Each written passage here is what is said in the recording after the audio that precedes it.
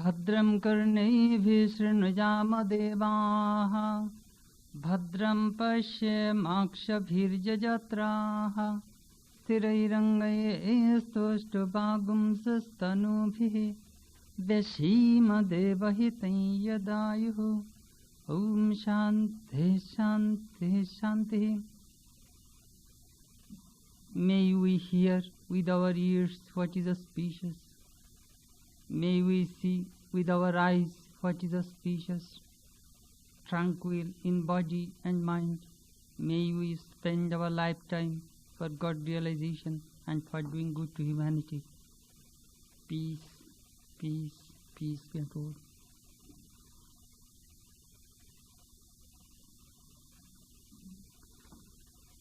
Friends, I am extremely happy to introduce to you Swami Adiswarananda Ji Maharaj, head of the Ramakrishna Vivekananda Center, New York. Swami first visited our St. Louis Center in 1971 when Swami Satprakashananda Ji was alive, and then in 1979 during Swami Satprakashananda's memorial service, and this is the third time he came to participate our Golden Jubilee. The Swami was an educationist and a very good writer and a very successful editor of the Prabuddha Bharata magazine, which is published monthly from Mayavati, which was started by Swami Vivekananda in 1896. He came to this country in 1968 as an assistant of Swami Nikhilananda, and after the Swami's passing away in 1973, Swami took the responsibility of that center. Swami is a wonderful speaker and a very respectable monk of our Ramakrishna order. We sometimes do not eulogize too much our monks, but he is a very wonderful person. And this morning he will speak Vedanta, the way of life, and in the evening at 8 p.m. he will speak living in the world of reality. We wanted him to stay a few days more, but he has a very tight schedule. Tomorrow morning he will go to Kansas City and he will speak in the evening there. Then Tuesday he will return to New York. Of course he is driving with other monks. So I am very happy. He generally does not go too much out, so we are very fortunate that he is here. And he will speak on Vedanta, the way of life. Swami Adiswarananda.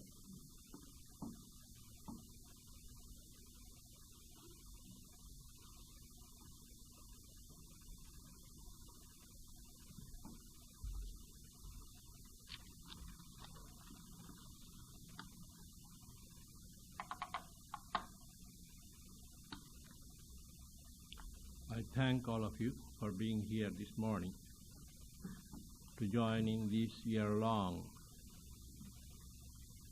anniversary of the Vedanta of this center. Indeed, it is an opportunity for me to come. It is not so much a visit, but a pilgrimage for me to meet all of you. I thank heartily Swamiji for introducing me to all of you and for his generosity and warm hospitality, which I've been enjoying since yesterday. The subject this morning is Vedanta, the way of life. Probably you have been hearing on this subject from different Swamis, different well-known speakers during the last few months. It is a big subject, covers wide area. but I like to limit myself to the time and the opportunity. The growth of science and technology has radically altered our thoughts, our concepts, the perspectives of life, values, virtues. What we used to think, our standards of value judgments, are not the same today. Prayers are considered old-fashioned. Instead of prayer, we think in terms of therapy. No more we think of holy days, but they have given in to holidays. Confession is not a very wonderful thing in modern times. Someone said that confession is good for the soul, bad for reputation. So therefore, we don't want to confess. Instead of counseling, joining a mass, we believe in workshop. In spiritual matters, astrology, levitation are considered as more credible attainments than communion with God and inner peace. These perspectives remind us of the declining days of Roman Empire. Rome, the grandeur that it was, it disintegrated because of its spiritual thinness. Toward the end, the virtues were pushed into the background, replaced by convenience. Marriage was a contract. Wild pleasures were considered avocations of life.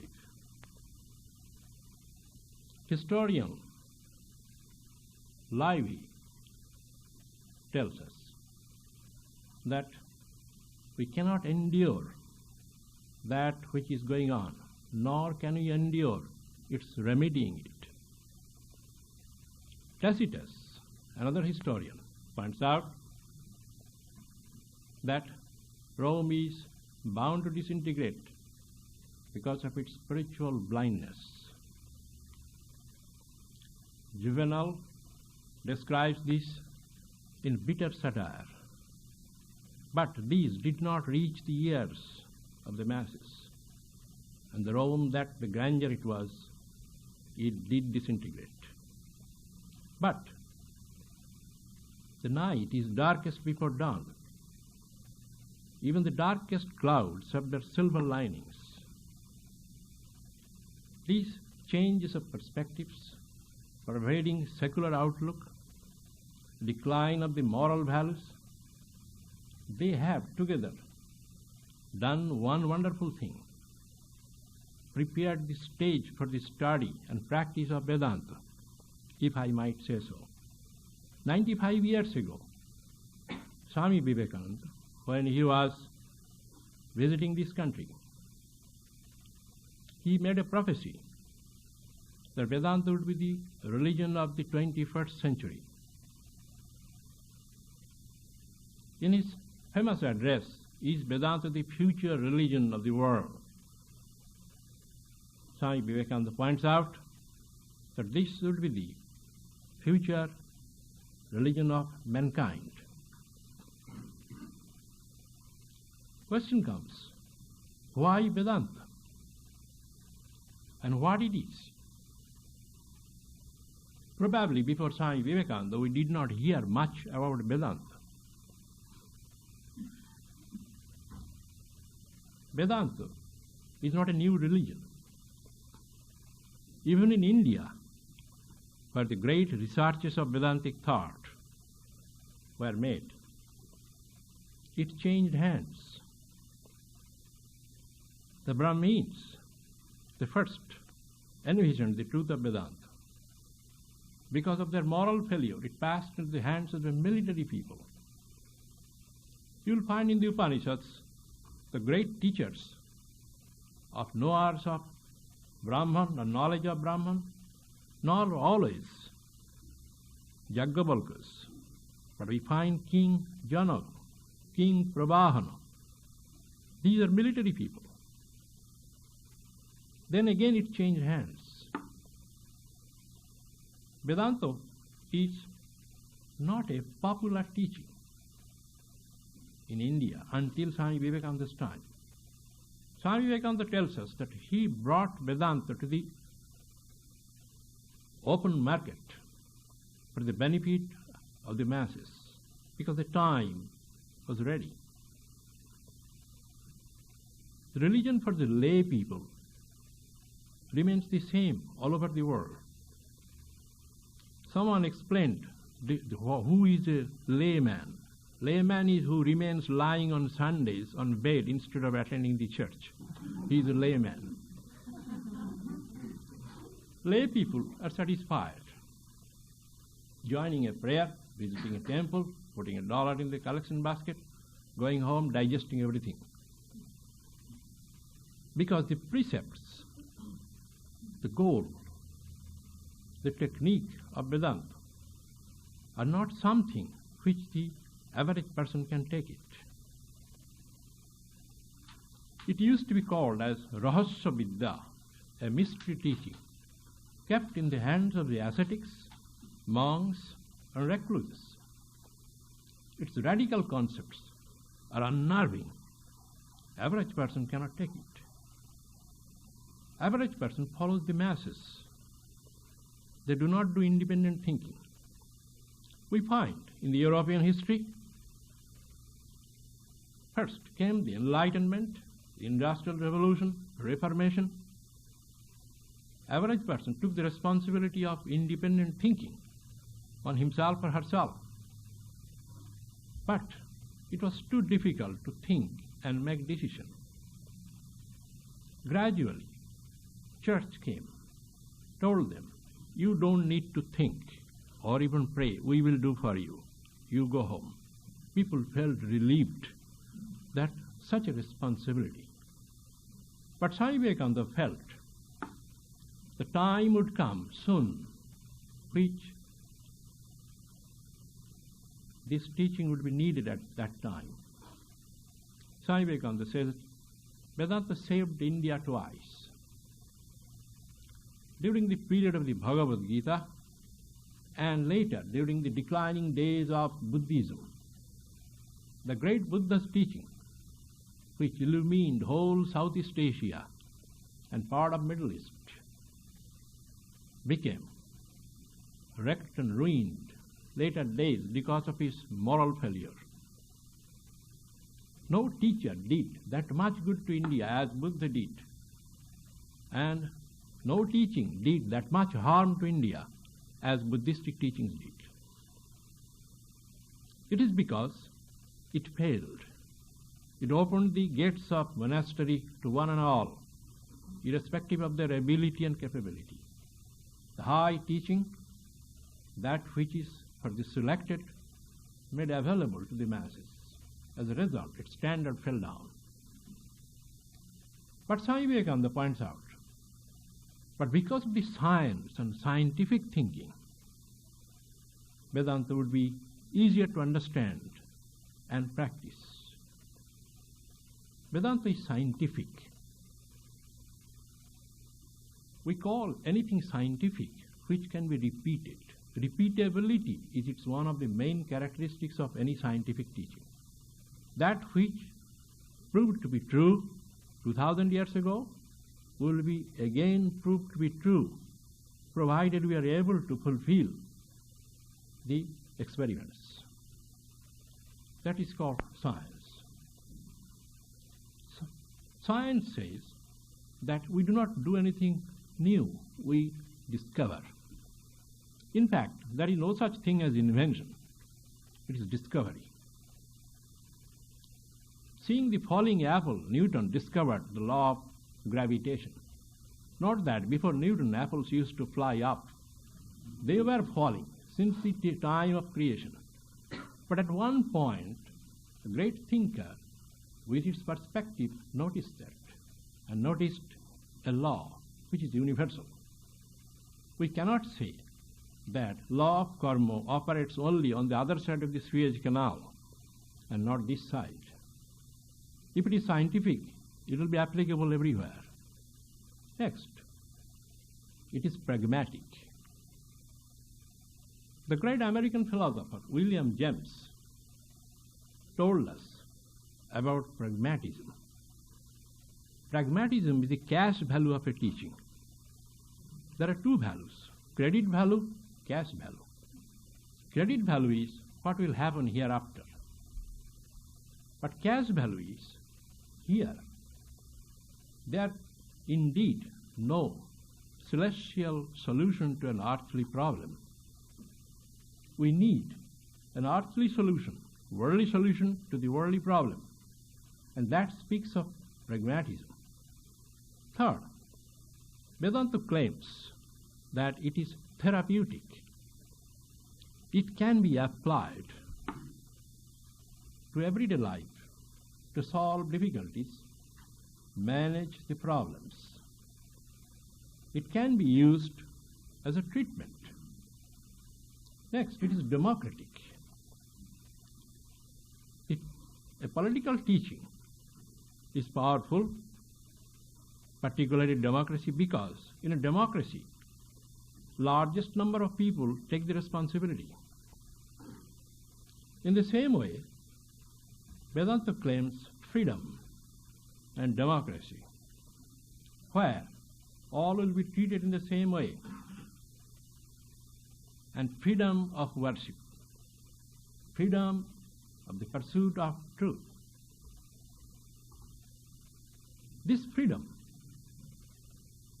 being given in India went into excesses.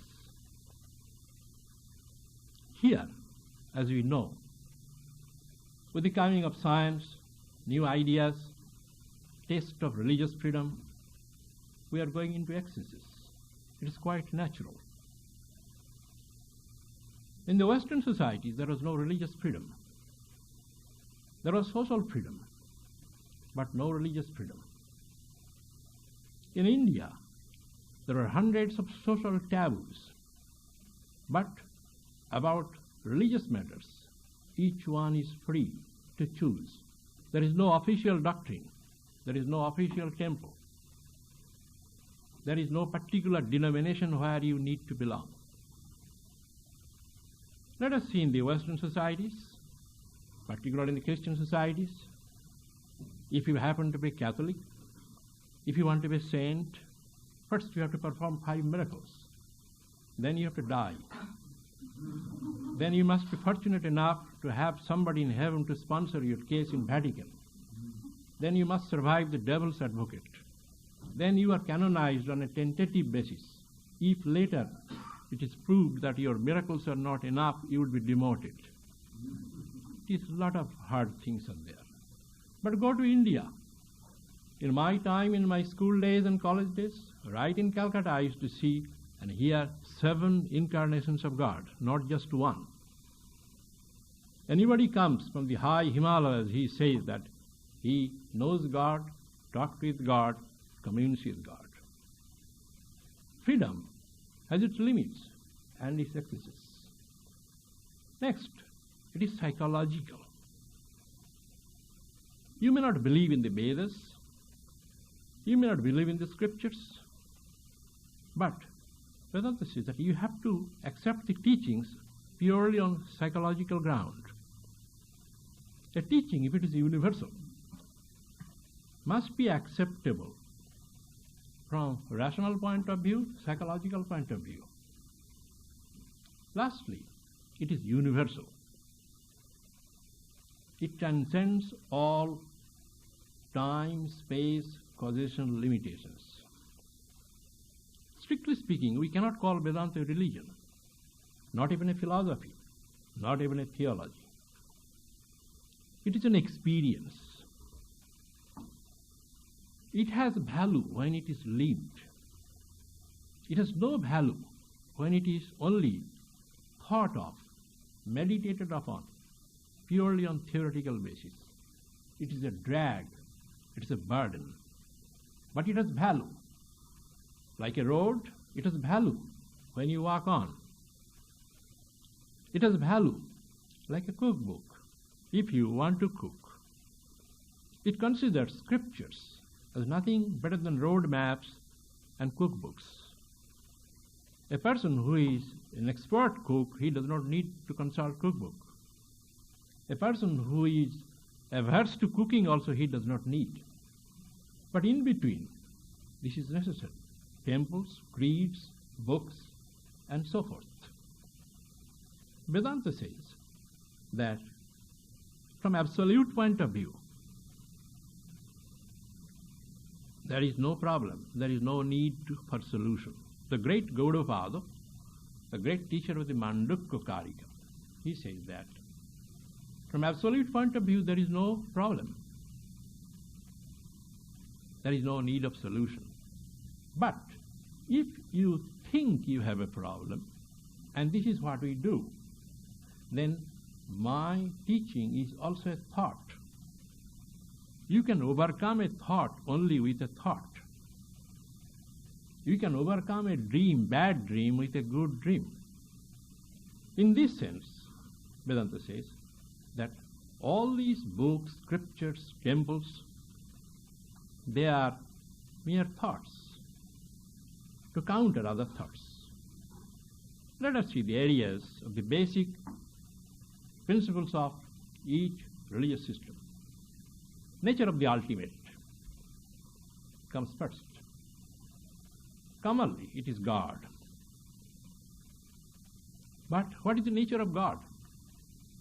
Is God a person or a personality? Pure spirit? Is Father in heaven or Mother in heaven? If I say is Father in heaven, then I have to think who was the grandfather and grandmother and the whole family tree, and we will be in trouble. If we say it is pure spirit, then it is considered callous, indifferent to the human concern, far beyond the reach of human understanding. Then how do we call? What is the abode of God? Where does he live? We always say, heaven save us. Where is the heaven? Up or below? We find all these are described. God as person, God as pure spirit, God as personality, which is in Islam, anthropomorphic, anthropopsychic. Then God as incarnation of God. Incarnation is one or more. These are varieties of questions. Abode of God is high up above, separate from us and different from us, or it is near us. To tell you a little story, little Johnny came back from the school. Came home. At home, they read the sacred books. Next day when he came, the teacher asked, question was, what is the abode of God? Where does God live? Little Johnny said that God lives in our bathroom. Teacher said, bathroom? He said, yeah, last night my dad was tapping at the door of the bathroom but telling, my God, you are still there.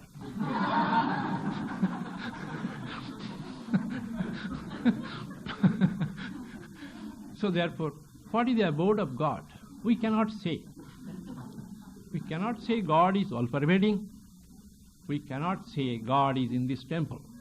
For the average person, God is in the temple and 100% in the altar. As you go away from the altar, following the law of diminishing return, God's presence also gradually gets diminished. Are these true? Vedanta says all of them are true, but not at the same time. Different ideas of God as a person, personality, they are but concepts. what we think of God, not God, what is God to himself or herself. These are different pictures taken of the sun from different distances. In the beginning, God is far away. We talk loud, chant prayer. Because we think if we silently pray, God may not hear. He may have ear problem. That also so forth. Then gradually, as we begin to feel God is nearer, then our language changes, relationship with God changes, and we become silent. As Sri Ramakrishna says that in the beginning we have formal prayer. Then formal prayer ends into the concentrated prayer. Gayatri, a concentrated prayer of the Vedas. Then Gayatri to one particular note, Om. Om into silence of Samadhi. This is the nature of the ultimate. All what we think of God, that is concept. But concept cannot be dispensed with until you reach a higher concept. We need creed, concept. Next comes creation, the world. Who created? We are told God created heaven, earth, and the interspaces. He created out of nothing. But how? Out of nothing, it has become something to us. Can something come out of nothing? Vedanta says yes and no. If it is something, it is to you, not to God. Frankly speaking, between Vedanta and the Christian theology, there is no fundamental difference, at least to me. Vedanta says it is nothing. Mirage, a dream. But dream is no dream, nothing to a dreamer. So long I am in dream, dream is a reality. I cannot say that is mere dream.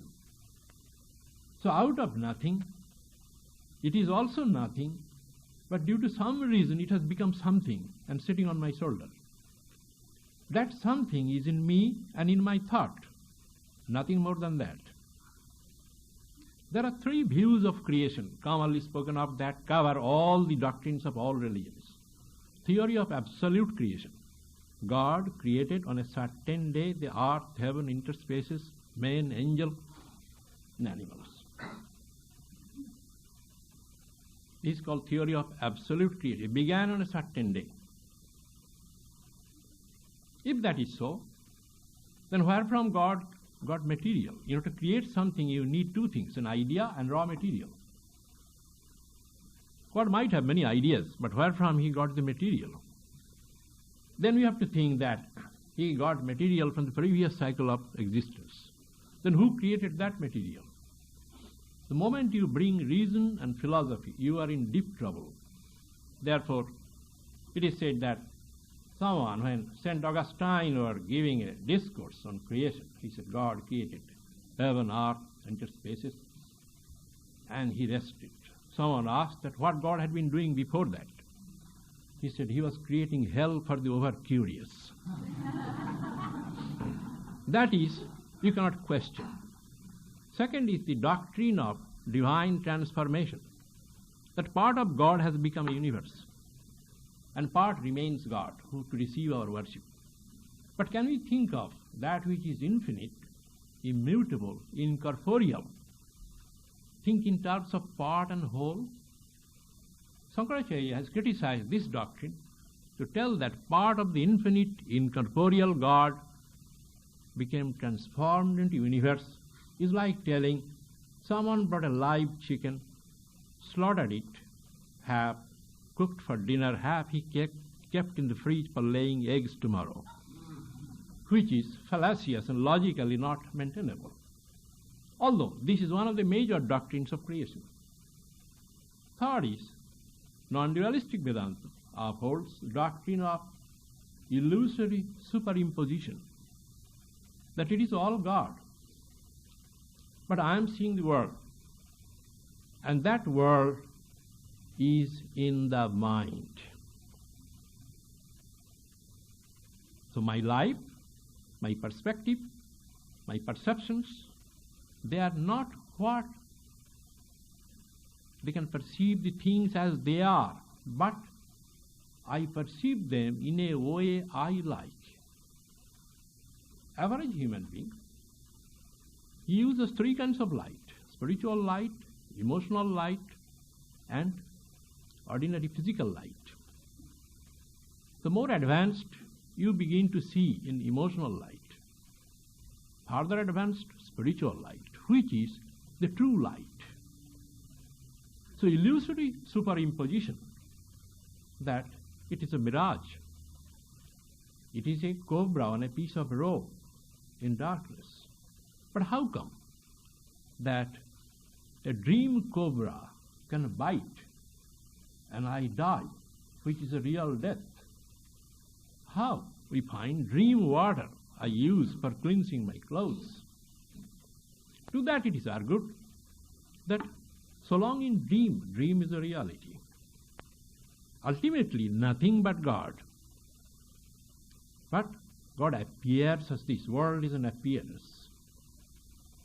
The point of good and evil, which is a common difficulty and points of understanding, are they too different?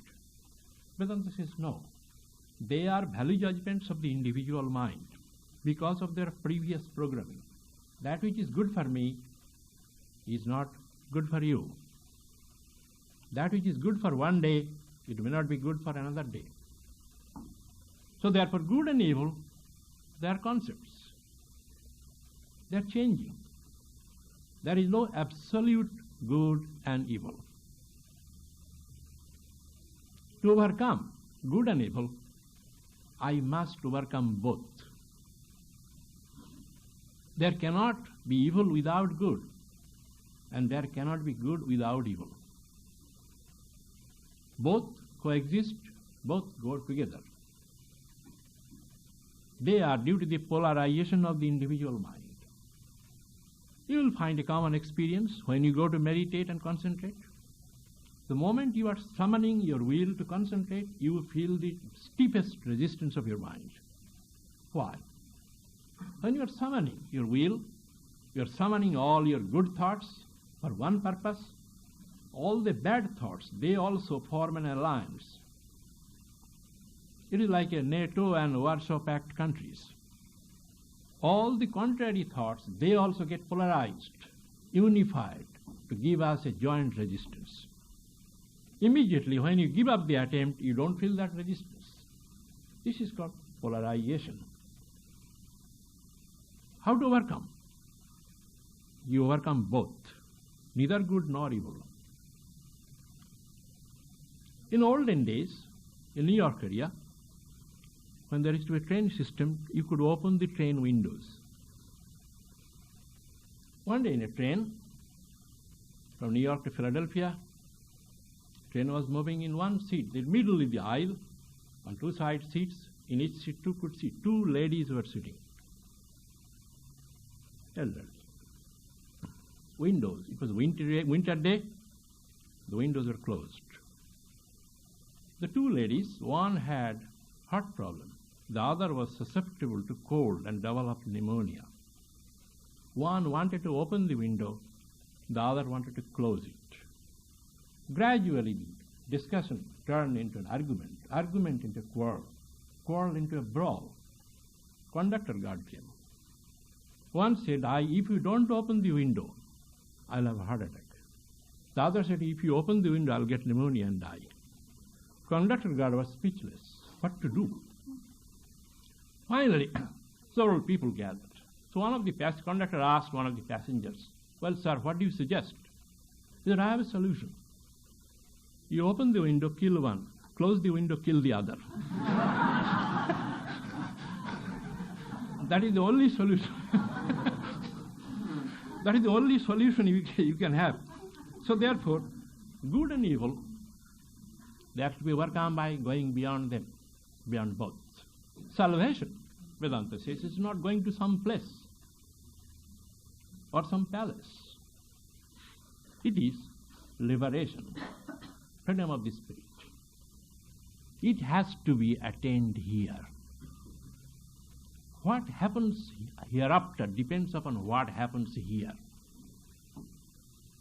So therefore, we cannot think of hereafter leaving the question of here to the future. So therefore, I must attain that before I die. What Ogden has said is very true, that you will get pie in the sky when you die is a lie. If it is true, it must be tested here. This is salvation. The way? What is the way then? Vedanta says scriptures vary. Prophets are not unanimous. Theologies are intricate. Reason goes in a circle. Dharmasya tattam nihita guhayam. That which is the secret, the key, remains embedded in the inner recess of your heart. Nobody can open that door unless you open. It says directly perceived, direct realization, the very soul of Vedanta. That you must perceive directly. This brings us to the another question. What is direct and what is indirect? There are three things of perception: faith, reason, direct perception. Faith is believing in something. Vedanta says, you may believe in Vedas, Bible, Quran, but that is in the believing in the belief of another person. That is not your belief. You cannot whole life go on thinking and telling, Bible says, Vedas say. What do you say? It is a belief. Belief does not give us the substance. Belief is belief. Then comes reason. Well, reason begins with doubt, kept sustained by doubt. It also ends in doubt. It has more faith in doubt than in faith. It is said, someone in a journal beautifully, that I had a friend whose name was Guesser, used to guess. His knowledge began to grow lesser and lesser. At last it became so small, he knew nothing at all, and he became a college professor. This is the role of the philosophy. A philosopher is by and large a doubter. You'll never find a man of pure reason he is happy. He is always in deep difficulty. So therefore philosophy cannot rescue us. To tell you another little story. In a bus on a winter day, a professor was taking a ride of about 5-6 hours. When he sat, he saw by his side there was another passenger, an old farmer, a country folk. The professor began conversation, made friends. He said, let us pass the time by exchanging riddles.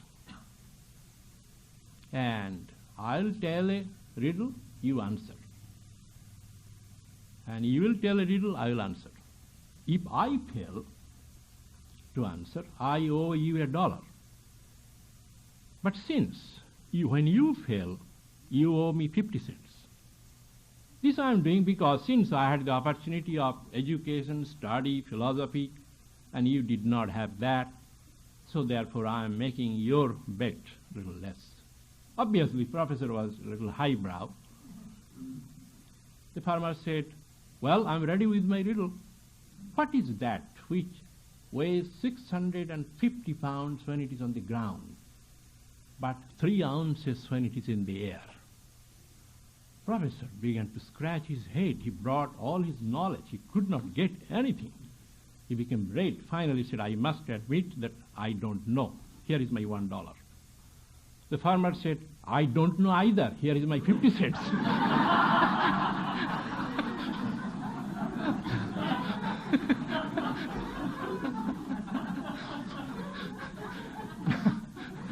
So therefore, this is the reason.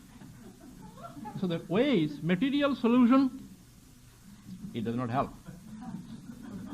Materialist tells us, well, don't think of philosophy, reason, hereafter. Eat, drink, make merry. Make hay while the sun shines. But we soon discover, materialists, that even though sun shines, it is not easy to make hay. Another story, if I may add to you. There was an old farmer in a country home. He had a son.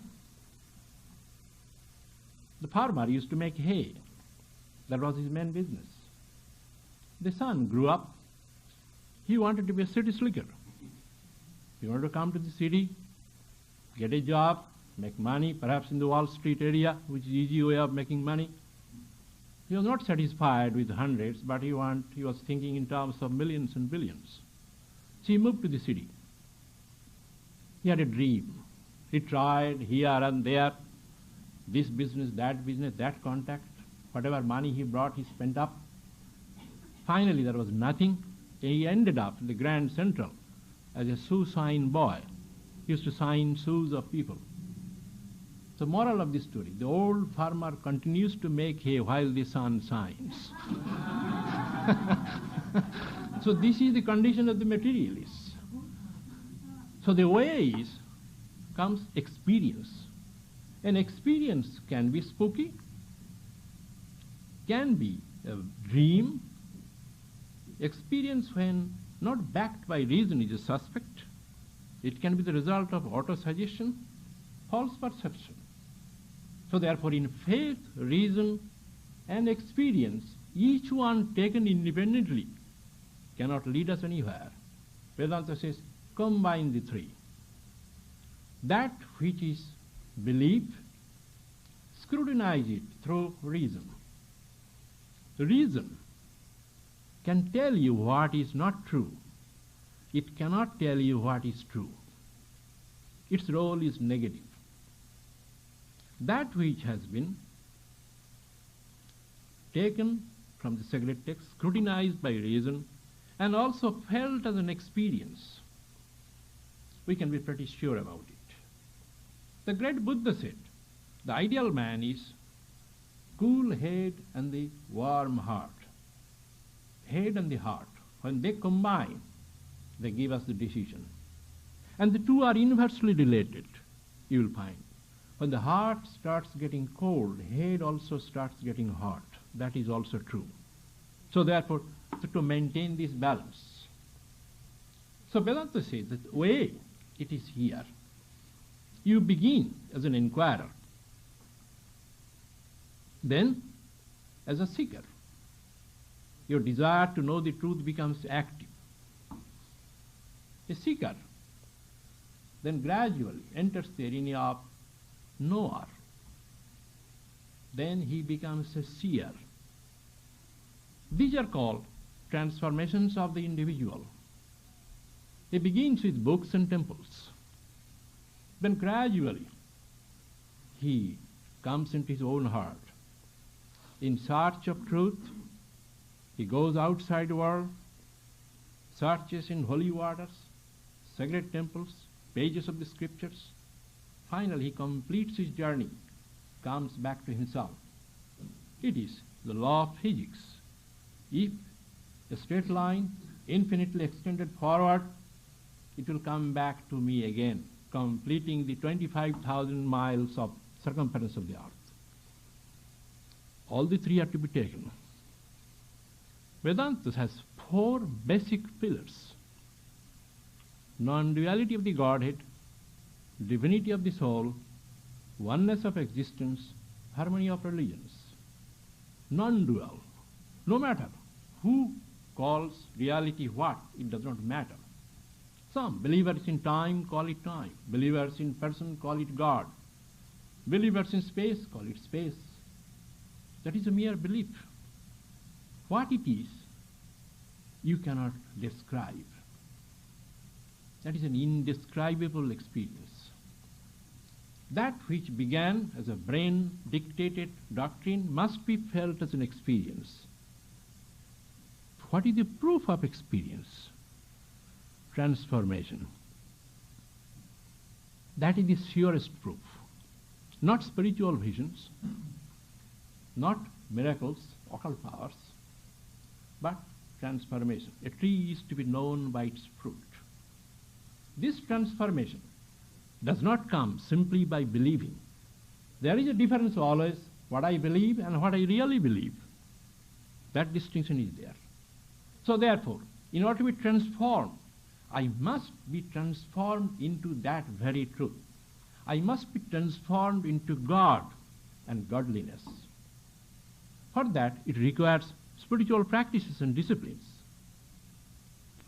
Vedanta does not deny sudden conversion, which is a major concept of Christianity. But that is not for all. That which appears as sudden, it was really not sudden. So therefore, it must be transformed through changing our thought, changing our habit, memories. Each day, when you sit down to meditate, pray, you acquire memories. Each successive time you do, you reinforce the previous spiritual memories. Then at the time of departure, all the memories, they join together into a mass, which the Upanishads call the raft of Brahman. Sitting on the raft of Brahman, the Supreme Spirit, a mortal person crosses this ocean of birth and death. This is the memory, which rises above. A story. There was a southern lawyer, successful. Southern means here, southern United States. And he had a slave who used to plow a little patch of land with his donkey. But lawyer's success was attributed to this memory of this slave, whose name was Sam. He had a stenographic memory. So when the lawyer used to go in the court, he used to carry Sam instead of carrying a machine. Obviously, that time machines were not there. And Sam was like a reel of tape. Every conversation for hours he would exactly reproduce. He became a legend. One day, the lawyer was in his study. Devil entered. What do you want? Demanded the lawyer. Devil said, Sam's time has come. He has to go. Lawyer said, listen, come on. You are a sporting man. Let's make a deal. I need Sam badly for my legal practice. If you can prove that he is failing in his memory, then you are free to take him. Or if you can fool him that his memory has lapsed, I have no objection. But if not, you can take him now. Devil agreed to this proposal. So, after some time, he came outside. Sam was plowing. And he asked, do you like eggs? Sam said, yeah. Devil vanished. Meanwhile, civil war came. Sam fought on behalf of his master. Then he was captured by the northerners. He was forced to fight on behalf of the north. He got wounds. Finally, the emancipation came. Peace came. Sam got back to his master. This time, master made him free and gave him the piece of land he used to plow on his behalf. Now, the land belongs to Sam. So he got back to his old profession of plowing the land. Several years lapsed. Devil thought, now he will try. He came. One day, Sam was plowing. He said, Sam, how? Sam said, pride. He did not forget. He asked, do you like eggs? This time he asked, how? He said, fried. Devil vanished, living in peace. That is the memory. When you, each day, that memory stands above everything. Second is the oneness of existence. Second pillar of Vedanta. Basis of ethics. I should do good to others because others and me are not different. That is the basis of ethics and morality. But ethics and morality, unless they lead to direct perception of God, that's a drag. A moral man is a troubled man whose morality is the only goal. In India, there was an incident. A Brahmo leader, his name was Heramba Maitra. Even now a great college bears his name in Calcutta. A moralist, but not so much for direct perception of truth. He was a big, hefty man. He was coming to his college. One young man from the country came to Calcutta. He wanted to go to a movie. And he didn't know where the movie house. So he, not knowing whom to ask, he ran into this Mitra. Sir, where is this movie house? He stood, gave him a stern look. He said, young man, you couldn't find another person to ask about a movie house. You wanted to ask me? I don't know. In a huff, he proceeded. After all, he was a moral man. He had a little bite of conscience. He said he did not tell the truth because he knew where the movie house. He came back and he began to search for the young man in that crowd. That's an intersection. After half an hour, searched him, grabbed his hand. He said, young man, I know, but I won't tell you. That is the moral dilemma. So moral man is not free. So morality, ethics, if they do not lead to the ultimate direct perception of God, they're burden as reason and philosophy. The third is the divinity of the soul. We do not become divine and pure by doing prayer and chanting. We only gain faith in our inner purity. The difference between a saint and a sinner is the conviction he has on its sin or virtue. A saint is a saint because he has more faith in his saintliness than in his foibles. A sinner is a sinner because he has more faith in his sins than in his good virtues. Fourth comes the harmony of religions. That all religions lead to the same goal. What you call different religions, they are only different paths. Nothing more than that. All roads lead to Rome, provided Rome is your destination. The harmony which Vedanta upholds, it is not that, it is eclectic, which is a kind of religious cocktail. But you follow one. It is based on orthodoxy. You cannot be liberal unless you were orthodox before. You cannot be charitable unless you have made money before. So therefore, it is not that you make a hodgepodge, a salad of everything. That has no root. So therefore, these are the four. It speaks of four values. Moral perfection, fulfillment of legitimate desire, worldly prosperity, spiritual freedom. The four basic values. Moral perfection is necessary to give us strength. Worldly prosperity gives us confidence that I am somebody and I can do something. Fulfillment of legitimate desires gives us a scope to participate in the society, feel for others. We are a part of the larger creation. But all the three, they must lead to the fourth, which is liberation, freedom of the spirit, communion with God, or whatever you may call it. Four values. Keeping with the four values, there are four stages of life spoken of. First, a student, he must master the sacred and secular education. Then he enters into family life. Then when he reaches 50, hair starts getting grey, skin wrinkle, he should slowly withdraw, leaving the humdrum to the hand of the juniors and getting ready for the next trip. Finally comes sannyas, which is a freedom, an expansion.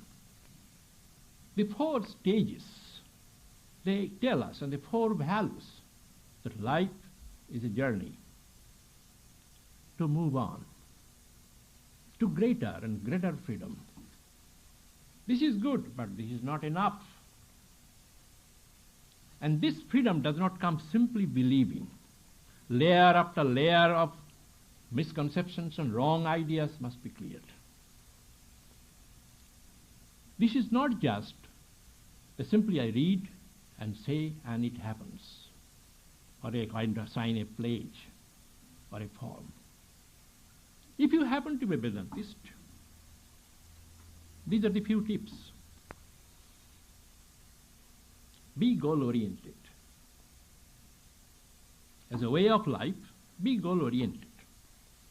We need a goal. But tragedy is we have weekly goal, monthly goal, financial goal, educational goal, but there is no one goal, umbrella goal to hold the other goals. Often our financial goal is in contradiction with our vacation goal. So have a common goal. That goal is God realization. Choose any path. If you like, follow the path of Christ, follow the path of Buddha, follow the path of any other. But keep one path. Unless you follow one path, you will never reach the goal. Follow one teacher, Vedanta says.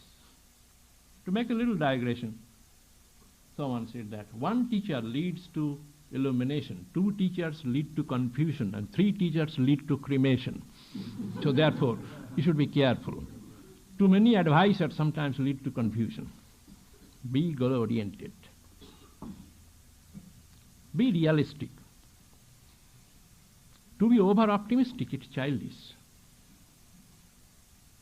To be over-pessimistic is sickness.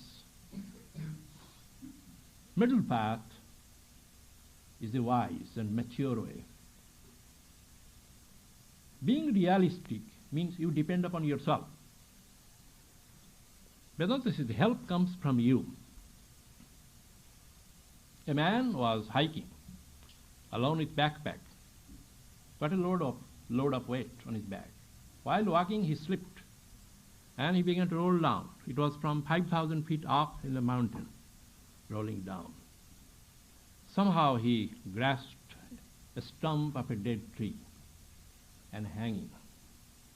He was an atheist, or at the most you can call healthy agnostic. He never prayed, but at this dire moment he looked toward the heaven.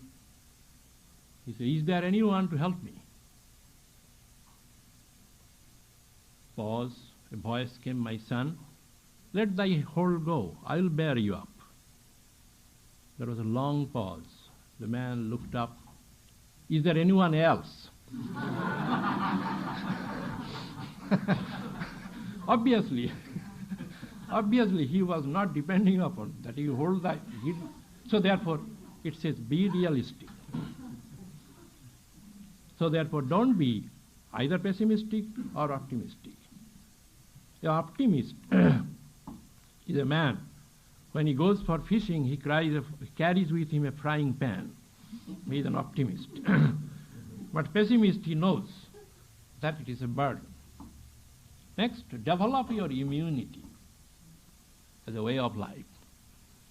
We are aware of the immunity against diseases. But what about the immunity against sorrow, death, unpredictability, upheaval, bereavement? A human individual needs more mental immunity than physical immunity, because a human individual uses mental strength. There are three kinds of strength. Physical strength, called bahubalam, mental strength, buddhibalam, and soul strength, dharmabalam. Animals use physical strength.